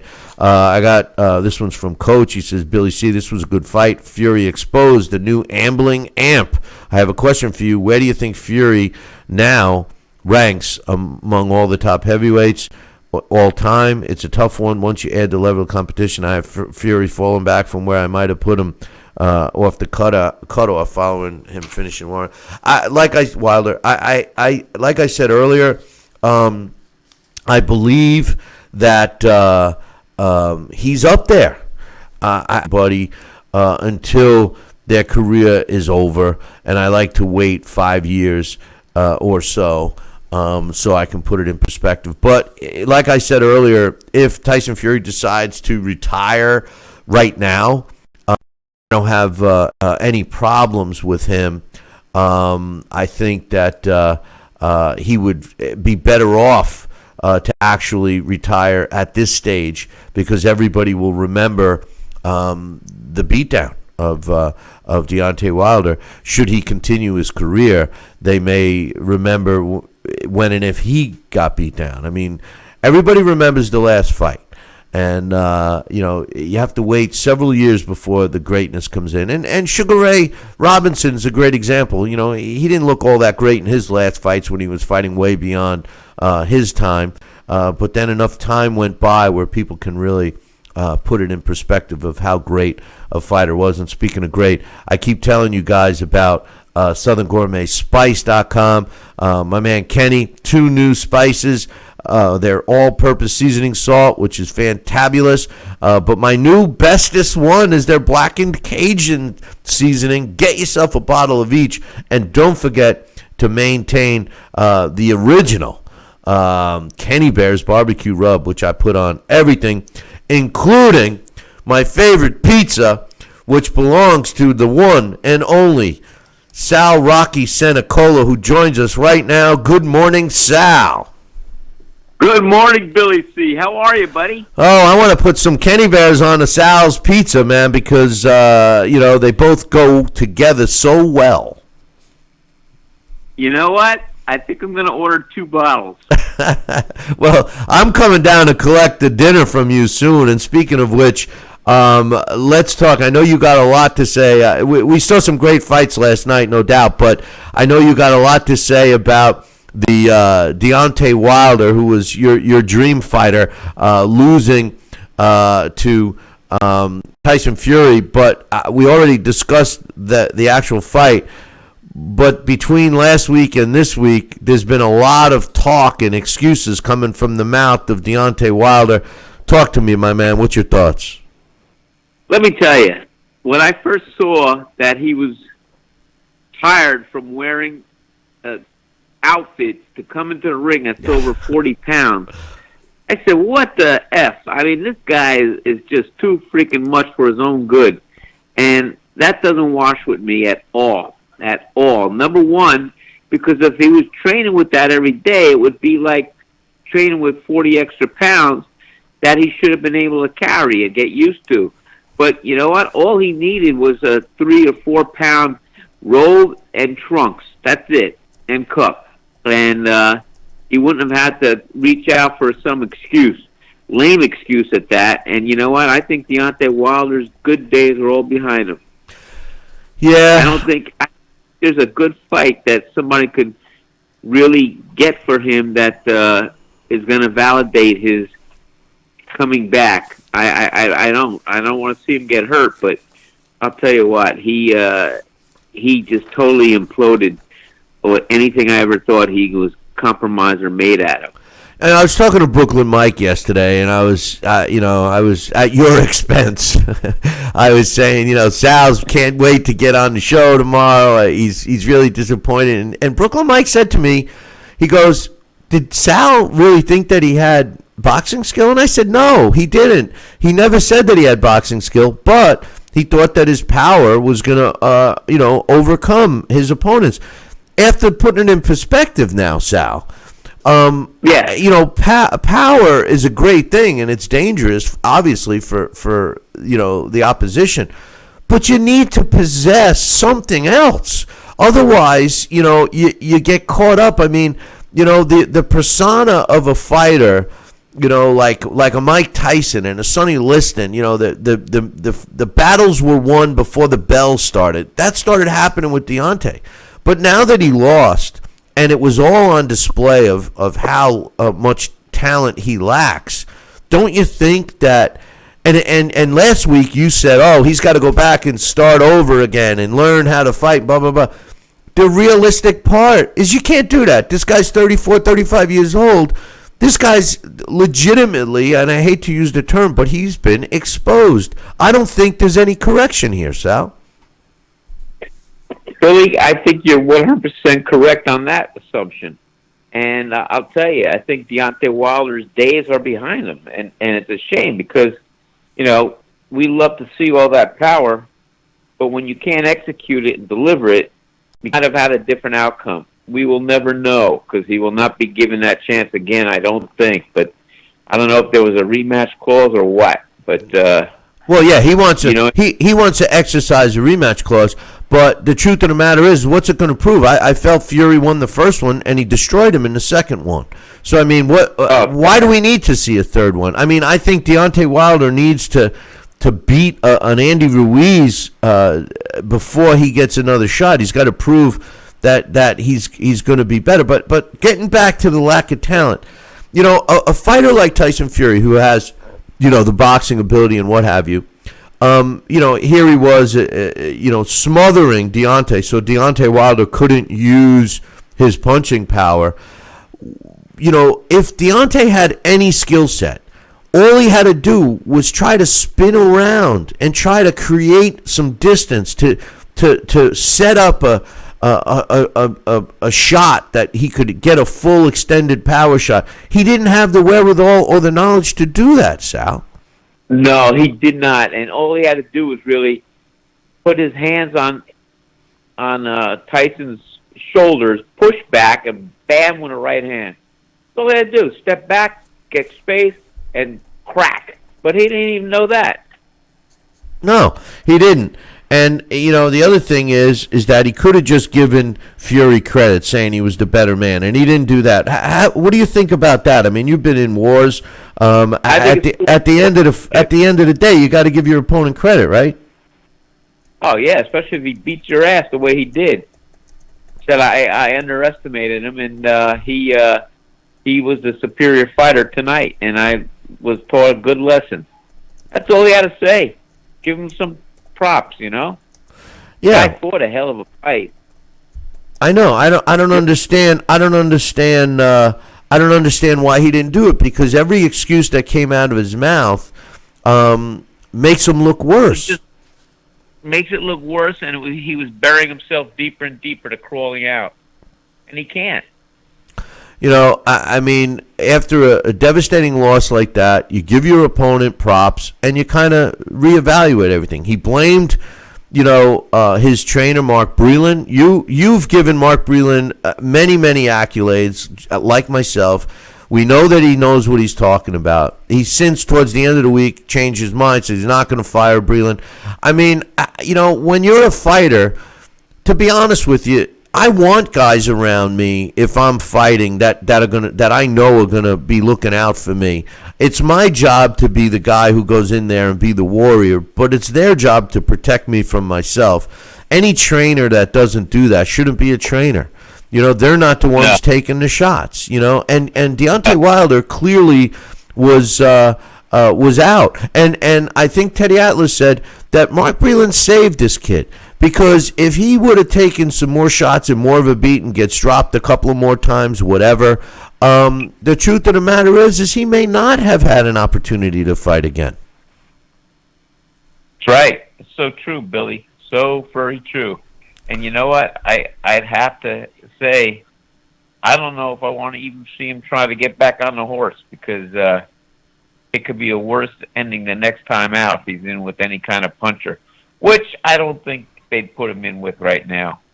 No, I don't know who they'd put him in with. Well, they're gonna find some sacrificial lamb that they're gonna give him, David Price or Huey Fury or a guy that they know he can take out, and then they'll say he's back, he's this, he's that, and all his fans will be saying. But the truth of the matter is I look at the heavyweight division right now.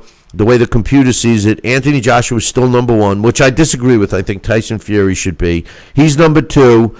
Usyk, which bothers the hell out of me, is at number three. No disrespect to Usyk, but he's fought one. I'll repeat it. One heavyweight fight. For him to be cemented at number three is BS. Number 4 is Andy Ruiz, and Deontay Wilder, who was at number 2 before the fight, drops to number 5. Dillian White's number 6. You take those top 6 guys, I'm not sure Deontay Wilder can beat any one of them right now. So, he's not going to fight one of those guys next unless he somehow talks himself into Tyson Fury giving him the rematch, but I don't think that proves anything, Sal. I don't think that Tyson Fury needs to fight him. I don't think that even if the WBC strips him of the belt, it doesn't matter. Every boxing fan has to have Tyson Fury as the heavyweight champ alongside of Anthony Joshua. I don't think there's any argument there, with or without belts. No, I agree with you 100%. And those may be the 2 top standing champions. And, I always I will say this. I would love to see Deontay Wilder fight Anthony Joshua. Just for all sakes being said. I think that that is a mega fight that we missed, timing-wise and things. And now it's just going to have to be a fight that we could possibly endure watching and see what it's going to prove to see if he at all has any kind of resources left. Yeah, I think it's a good fight. Styles make fights, and I think Deontay Wilder actually has a better chance of catching Anthony Joshua than he does any of the other fighters. And the only reason why I say any of the other top five I just mentioned, and the only way I say that, the only reason why I say that is Anthony Joshua at times keeps his hands down, but the boxing ability of Anthony Joshua far exceeds anyone else in the heavyweight division, with the exception of Tyson Fury. So it ought to be. I agree with yeah. Did you get a chance? Did you get a chance to watch the fights from last night? No, sir, I did not. Unfortunately, I will have to catch up. How about the news that your other favorite fighter, Sergey Kovalev, got popped for DWI? So now he's going to be going to court for DWI, and also he still hasn't faced the music for beating up that woman. So what's your thoughts? Is this guy's career over or what? Yeah, I think he's over. I think his best days are well behind him, and he should have chosen a better path to exit out of the stardom status that he was. And unfortunately, he's not going to get a second chance now unless he pleads his way through the courts. But I doubt he could do that. He's not much of a salesman. My final question for you is Anthony Joshua signed, sealed, and delivered against Kubrat Pulev, which was his mandatory for the IBF to maintain the IBF belt. I really thought that they were going to kick that fight to the curb and focus on Tyson Fury, because Team Fury has indicated that they are interested in fighting Anthony Joshua. I think I've been saying he'll kill Joshua. He'll hurt Joshua. I know he will. See, now I think that now don't get me wrong. They're my two top heavyweights. I love them both. But yeah, I look at Tyson Fury's success against Deontay Wilder, because Deontay Wilder can punch just as hard, if not harder, than Anthony Joshua. But the difference, and Dax agrees with you, the difference is that Anthony Joshua can box. So Tyson Fury's not going to be able to do what he did to Deontay Wilder in terms of manipulation. And I do think that Anthony Joshua is faster than Wilder, and he can knock you out with one punch. So I don't know about that. When and if that, I might stock up another dinner. I know I'm going to bet Dax, and hopefully I'll collect mine from you, and maybe we'll watch that one together. But the truth of the matter is I'm not so sure. But what I'm getting at is, Anthony Joshua could have kicked the mandatory defense against Pulev to the curb and give up the IBF belt. I don't think it means anything to him. And Tyson Fury could have kicked the third fight with Deontay Wilder to the curb and give up the WBC belt, which I don't think means anything. And they could have made the fight between the two of them sometime in June, July, something like that, in England, where both fighters could make easily $100 million US for that fight. And the winner of that fight, regardless of the belts, would be regarded as the world heavyweight champion. And I think it would have been a powerful statement to the sanctioning bodies, because after all, the sanctioning bodies need the fighters. It's not the other way around, Sal. No, unfortunately, the sanctioning bodies think it's that, but no, the fighters should speak up and say, hey, listen, guys, we're going to fight because we want to fight, and you guys do what you have to do, but we don't really respect you anymore anyway. So, we placate to the fight demand. So I just think that you can get a good. Basically, put himself out of the mix. He needs what I think Deontay Wilder needs is a win over a Dillian White or an Andy Ruiz Jr. to get him back in the conversation. Any other fighter in the heavyweight division is not going to do it for me. There's just the level of opposition when you go to the top 6 fighters, which currently Anthony Joshua, Tyson Fury, Usyk, which I put an asterisk next to, Andy Ruiz Jr., Deontay Wilder, and Dillian White. Any of those, a win has to be made for Deontay Wilder to beat any of those guys. Any other fighter that he fights, and if you go to number 50, which currently is Joey Dewajko, or number 49, Joey Abel, or the guy who fought last night, Shondell Winters, he was at 48 going into the fight, or even a Lucas Brown or a Brian Chen. All of those guys won't prove that he's anything, because the difference in quality between that top 6 and then the rest of the division is just oodles of talent. And Deontay Wilder, should he not fight Tyson Fury next for whatever reason, the next fight he's going to fight is going to be against some slug, and he's going to knock him out, and everybody's going to say he's back, and that's such a falsehood. Well, that's the old Buffalo move, and that's going to happen because that's what he needs, a little confidence builder fight. And whether it's short-lived or it holds true, we're going to have to see. But he's got to get back on the horse and in the ring probably sooner than later, if that's going to happen. I agree. Sal, appreciate your insight. Watch those fights. I'll talk to you about them during the week, and we'll look forward to you next weekend, brother. All right, my friend. Thank you, brother. And everywhere in Billy C world, I really appreciate having the opportunity to mouth off a little bit, and I thank you so much for your time and patience. You're the only guy I know that mouths off, and you're so nice about it. So, I mean, you're a class act, my man. I'll talk to you soon. Thank you. All right, buddy. Thanks. Get down here. I will. I'll be down sooner than you think. I'll talk to you soon. I hope so. All right. Ciao. Bye-bye.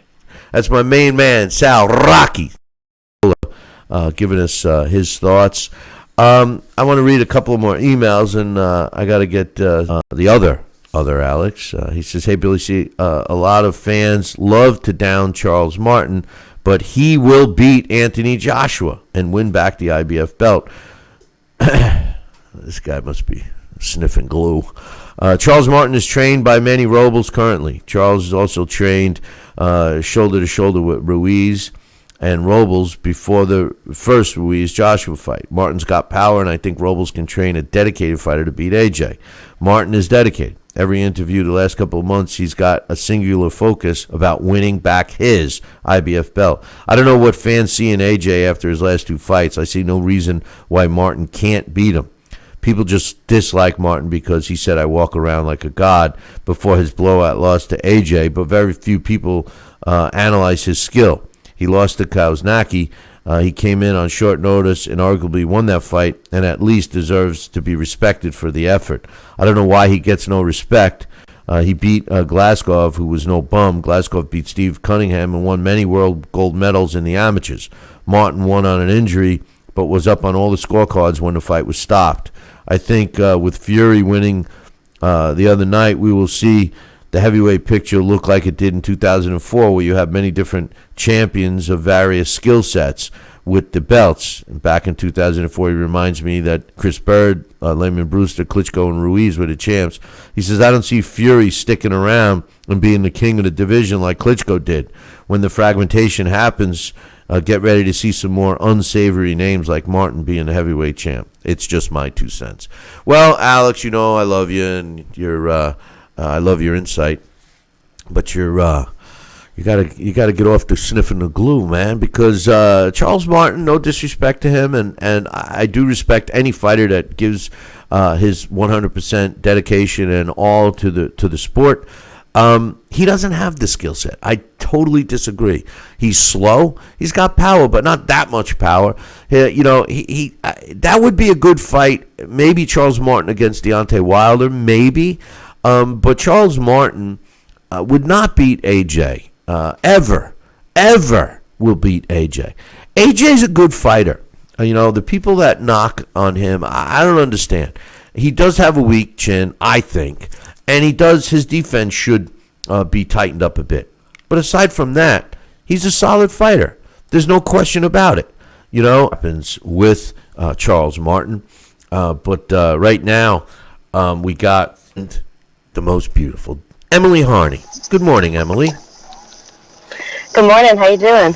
I'm doing well, thank you. I have an email that I've been holding that was actually directed to you. But before I read it, I wanted to get your thoughts on the fights from last night. First and foremost, Mikey Garcia beating Jessie Vargas. I was scoring that fight, and the first 4 rounds I gave to Vargas, and I was saying to myself, Mikey might have bit off more he could chew. He just looked smaller, and Vargas looked so good. And then the 5th round knockdown that Garcia laid on Vargas just changed the fight. What was your thoughts on the fight and the result? Yeah, no, I mean, that was really a big changing factor in the fight. I thought that Vargas was really kind of, holding his own there for a while. And I wasn't so sure how this was going to go just in general, but it was such a changing point, and that's a really important thing for fighters to capitalize on when you knock somebody down, and not back off in a way that you want the fight to keep going. You want to be able to capitalize on it so that you are the dominating factor, and Garcia was able to do that. And if he hadn't capitalized on it, I think Vargas would have been able to maybe stay in the mix a little bit more, but he was just able to really turn the tables there, and that's important as a fighter at this level. It's important as a fighter to recognize when those opportunities kind of put themselves in front of you, but I didn't think it was a difference in the scoring per se, because I did read something where he said that was a difference in the scoring, and I don't think it was a close fight in that sense. I think it was a difference in terms of the way the tides changed and how the power shifted more than anything else. It's funny because I ended up scoring that fight just like 2 of the 3 judges, 116, 111, and the way I had it was the first 4 rounds I gave to Jessie Vargas. But then from round 5 on, including that knockdown, every one of those rounds, in my opinion, went to Mikey Garcia. So, I mean, he took over the fight, no question. How does he fare in the welterweight division? He didn't fare well against Errol Spence Jr., but it might have been a little too soon. Do you think he's built himself to a situation where, physically, where he could be a competitive welterweight? Well, if he was going to fight somebody like Errol Spence again, I think he's going to think, obviously about the first go-around. But if there was ever a time to fight somebody like Errol Spence, I think if the rematch was offered as Earl's comeback fight, you'd be smart to take it because of everything that Earl's been through, where his focus has been at, where, everything he's been through. It's an opportunity for Garcia for sure to kind of get back in the mix there. I'd rather see that fight than see somebody like Manny. I get that the Pacquiao name is a big name for him, and that's being tossed around, and it's been tossed around for a while, and who doesn't want to have somebody like Manny Pacquiao on their resume? But I think the more exciting, more interesting, more fan-worthy fight is a rematch with Spence. Well, I think that they mentioned Manny because they're all waiting for Manny to age in the ring, and I think the co-main event last night was a similar situation. Chocolatito came in that fight, and Khalid Yafi, was a guy that actually abandoned what he does best. He just felt that he was going to be able to, knock out a battle-worn Roman Gonzalez, and it didn't work out. What was your thoughts of Gonzalez's performance, and should he continue? I kind of have this feeling that he should go out on top right now and stop because, the rest of the fighters in that division are pretty tough, including Estrada, who he had already beaten. I'm not so sure he beats him now. Yeah, I mean, Yafai was. I'm. Somebody posted last night. I love Yafai, and that was the way I was. I'm sorry, I love Chocolito, and that's the way I was feeling too. I watched Yafai fight up here in Boston, and he's a slick fighter. He's a good fighter. He's a little bit of a dirty fighter. Steps on a lot of toes, and I was kind of pleased to see the way things went down last night, but. I think you're right. I think if Chocolito kind of continues to move forward with the guys that are in the top seeds right now, he's going to see a lot of problems. But at the same point, he seems like he's in a place where he needs to get it out of his system, and so I think we no doubt see the next step for him, and I'm sure the money's going to be there for the next big fight. Hopefully, it goes in his favor, but. It's going to be dangerous no matter what, as he moves forward, because those guys that are in those top seeds are younger. They're in a position that I think they have more to give. But last night he had a lot to prove to himself more than anybody else, and he did that.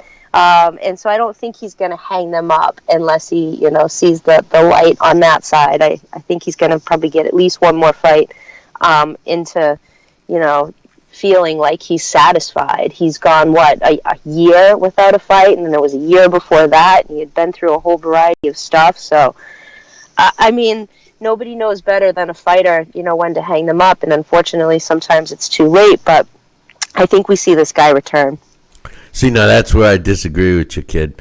I think that the last person that knows when to say when is the fighter. No, I understand what you're saying, but at the same time, the only person in that head that's really in that head is that fighter, that satisfying feeling of like, one more. I know what I did wrong that time. I know I can capitalize on it. And I get it. It's bad. It isn't. Listen. I agree with you, and that was the fight last night. In other words, like what happens is in any sport, any athlete. They always want that one more shot at a Super Bowl or one more shot at a World Series or a world title in boxing. And the thing is, they learn from what the mistake was that might have had them, collapse or regress, and they want one more chance. Well, it's not that often in our sport that they get that chance and win. Tyson Fury just did it. Chocolatito just did it, and now's the time when you have to say to yourself, okay, do I go out on top? In Tyson Fury's case, if he retired today, everybody will remember the beating he gave Deontay Wilder for the rest of his life and beyond, and unfortunately, I was just even bringing it up about, in my opinion, the greatest fighter of all time, Sugar Ray Robinson. Those last fights of his career were terrible. He was getting beat up by regular fighters, not even journeymen, less than journeymen. And it took years for people to finally put him where he belonged. And that's what I see with a guy like Roman Gonzalez. I mean, he had a career-defining night, so to speak, or at least the emphasis on what his career was like. And he walks away as a champion, knocking his opponent out. I mean, that's hard to do, Em. I agree, but I think in the eyes of where he is and who he fought, doesn't see that as the top. That there's still somebody else that he can beat that is in a position higher than Yafai. And so, it's like, yeah, you got the Super Bowl, but that there's still another team out there that maybe has a little bit of an edge that you haven't faced yet, that I can do this. Let me test it. Let me test the waters. And I just think that Chocolito still has that want in him. Is it a good want? No, I mean, that's the thing. We have to worry about the longevity of the fighter here and how much punishment they're going to take. But I still think it's something that's within that he might not feel satisfied with. So we do see that next fight. No, I understand. And, I say to myself, well, when he lost to Rung Vizai twice, everybody was saying he's finished, he's washed up, he's this, he's that. And he wins last night. And that should be, in my opinion, and unless the guy needs money or whatever, I mean, that's where I thought that, that's where my thought process is coming from. But, anyway, Julio Cesar Martinez. What an exciting kid this is, but I got news for you. I fell in love with Jay Harris. I had never seen him fight before, and this is a guy I want to see more of. What was your thoughts on that fight? I actually missed that fight. Oh God, you got to watch it. You got to watch it. I mean, got home just in time to see the co-feature, so I haven't gone back and watched what was before that yet. So. I had to take a nap to stay up and watch these, and you're out partying, coming home just. I wasn't out partying. I was out working, man. Yeah. Then you just come back to catch that. Come on, man. No, but Julio Cesar Martinez, what a kid. I'm not going to ruin it for you because you got to watch the fight, but it's a great fight, that's for sure. I want to see them both. So, all right, I got an email that was sent from Mitch, and it was to you, and he says, Emily, I just released my top 10 list of boxing photographers, and I have you at number 1 ahead of Mary Ann Owen at number 2 and Amanda Westcott at number 3. Boxing's a competitive sport. He wants to know, is boxing photography competitive as well? He says, do you look at other... This guy he's great. I mean, I talk to him a lot. Mitch, you could do a whole show on each one of us. Every single one of the photographers that shoot boxing on a regular basis have a story behind them. I think they all have other lives that people don't know about. It's funny that I hear that because somebody within the last year, I was at a fight in New York and somebody came over to me and they looked at me and they go, "Oh, you must be new here." And I kind of laughed, and Julie Letterman wasn't far for me, and I think she chuckled too. And I'm like, no, I've covered boxing for a long time.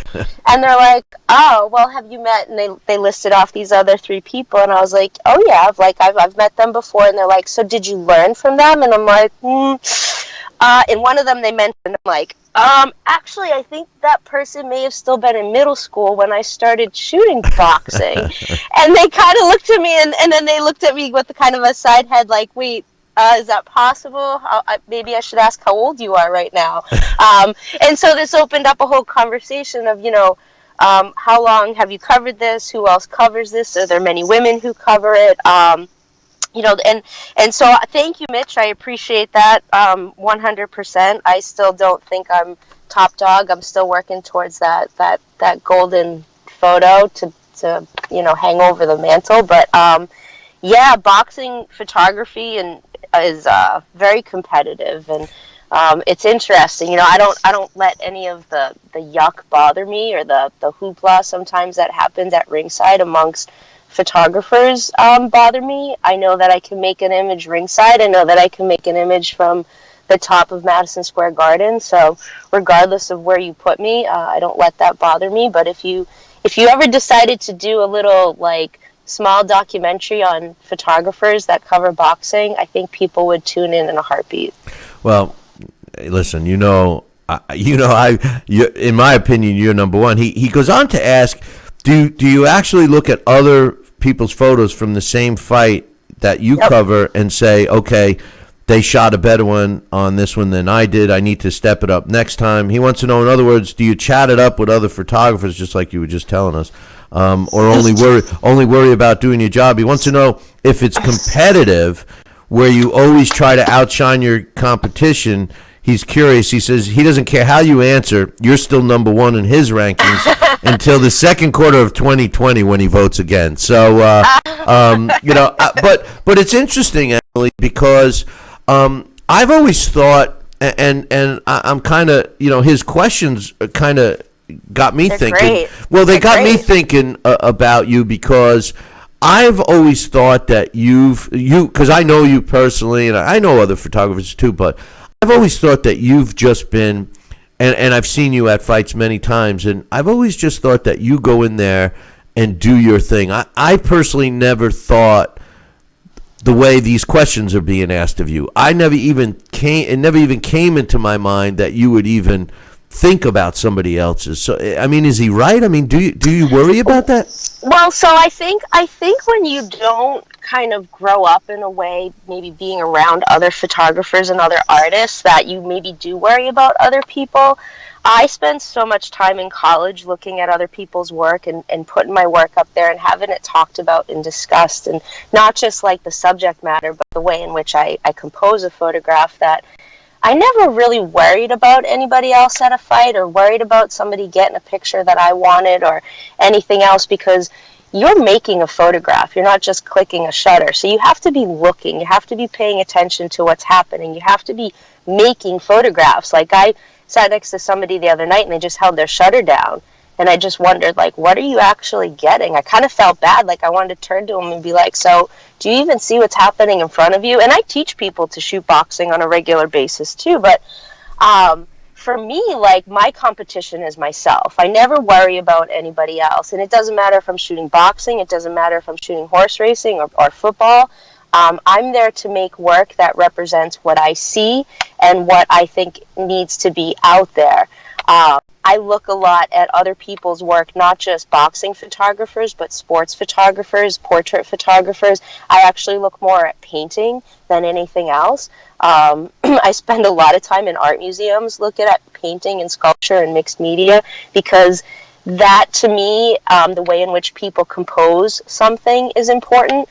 But I'm not, I hate to say it, but I'm not a boxing fan. I look at myself more as like a boxing advocate, a representative of the sport and the business, who makes imagery to get to people who don't normally watch boxing, who don't normally like boxing, who can look at a picture and maybe have other questions beyond the fighter, and beyond the nature of the subject.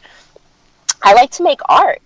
So that being said, I don't ever really necessarily get like competitive in my nature with the people that are around me. It's with myself.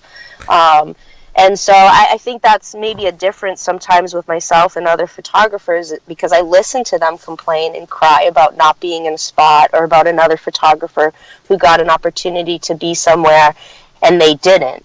Come on. I've heard you complain. Oh, they put me up in the bleachers this time. I had to get my zoom lens. Come on, I don't even. Come on. Less work when I'm up in the bleachers. I'm not too mad when I'm up there. Hey, and if I'm going to be paid by my client the same rate that I'm ringside or I'm up above, it's sometimes a lot easier to be up above because you can go to the bathroom whenever you want. I know. But listen, how ironic is this? I get this email ranking you closely. I love it. He's got you at number 1, slightly ahead of Mary Ann Owen, who he's got close on your heels at number 2. And Mary Ann's watching the show right now. She was saying that you're the best, and we're gonna give Mary Ann a shout out. She's on the show. Yeah. So I mean, this is great stuff, you know. So and like Mitch is saying, he does at the end of this month, after the first quarter's over, which already is going to be the end of this month, he's going to vote again. So both of you's got you're neck and neck at number 1 and number 2. So it's going to be interesting to see. But I'm pretty glad that. Listen, my ultimate goal forever since I left high school was to have my work hang in an art museum. Well, not to be published, not to be, on a billboard, not to be on HBO, not to be on Showtime, but to be in an art museum. Well, if it's any consolation, I got your work. I have your work hanging in my office / studio. Yeah, every Christmas, every Christmas card I ever got from you that shows your great stuff is on my wall. So I love it. It's great stuff. But Emily, I appreciate your time, and we'll look forward to you next weekend. Thank you very much, and thank you to Mitch for all those questions. That was awesome. This is great, right? All right, man. I'll talk to you soon.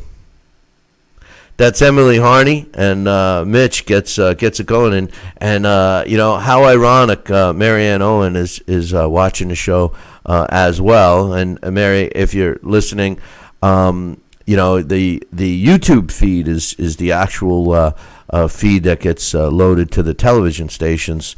It's always better than the other one. But anyway, I got a couple of more emails I just want to wrap up. This one's from Jessie. Says, hey, Billy C., it was a good win for Fury, but there was too much clinching and laying on the weight on Wilder. This is what happens when you don't know how to box and use other alternatives to land your power punch. Fury versus AJ should be next, and Wilder versus Charles Martin. What are you talking about? Are you talking about Tyson Fury not knowing how to box? I mean, the truth of the matter is the heavyweight division, you could say a lot of stuff, But Tyson Fury arguably is the best boxer in the heavyweight division.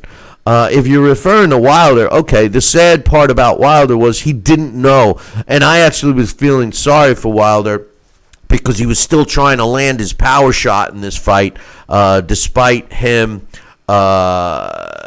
being beat up. So, I don't know. I don't quite understand that comment, Jess. He says, here are my picks. Mikey, unanimous decision over Vargas in a thriller. You were right on with that one. He says, I hope to see Mikey throw more punches to the body, use footwork, jabs. He says, Ramon over Yaffe, unanimous decision.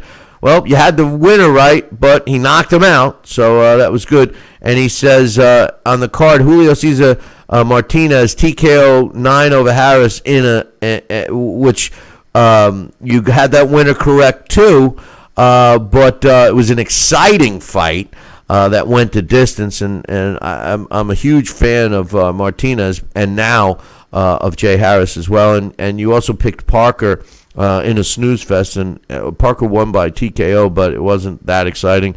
He says, Billy, what's your thoughts on Matias' loss over Petros and an entertaining fight? Sad to see there was nobody in the seats watching the bout. Matias is was a hot prospect, but now maybe a little setback.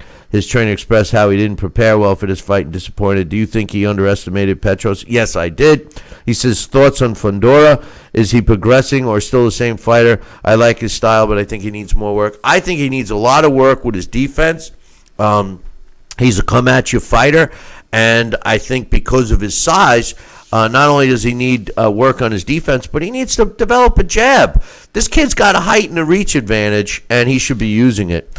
Another one from Coach. He says, hey, Billy C., how you doing? He says, just a shout-out to Twist the Knife concerning our sport's increasing trend towards WWE. By any chance, do you remember when Freddie Roach was brought in to train Brian Minto against Donnell Holmes in 2009 to give a sense of legitimacy for Minto to fight Chris Arreola? Well, here we go again. This time George Foreman has offered to train Deontay Wilder for a Tyson Fury trilogy. George Foreman never was known as a great trainer, so I don't know. I don't think there's anything that can help Deontay at this point. And one last email I want to read. This is from Patty Blue, who is Love It in our YouTube chat room. She says, hey, Billy C., I grew up a boxing fan. I fell in love with boxing at a young age. Come on, Patty, I know you're still young. She says, but between life and working and the lack of boxing on regular TV, I'd lost track of the sport up until a year ago. It's been a thrill now to catch up on the sport and its fighters, though to be honest, I'm still trying to figure out all the titles and promoters, LOL. She says, I love your show. I love listening to you and Dax and Alex and Sal and Emily break down the fights and give your thoughts and views. I've learned so much every week. I'm a new fan of the show for the last 7 months.